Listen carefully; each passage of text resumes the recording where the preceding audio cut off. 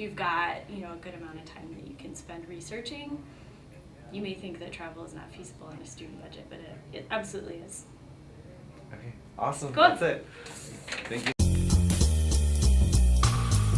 Any kind of major decision or major plan requires planning. So there are some people who can just pick up and leave next weekend and they feel totally fine with that. But for most of us, about 6 months ahead of time is the ideal amount of time.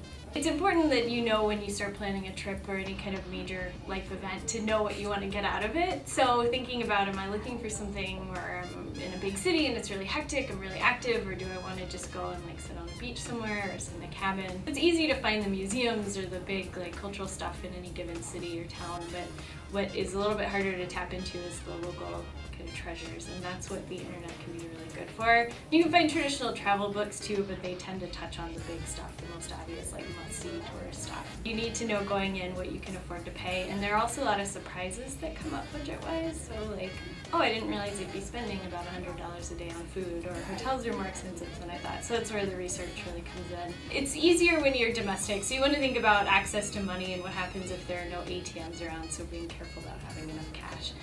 And abroad, making sure that people know where you are, where you're going to be, how they can get a hold of you. So sometimes cell phones work, sometimes cell phones don't work. And if worst case scenario, your wallet gets stolen, you lose your passport, you'll need to have ways that you can follow up with people who are in the US.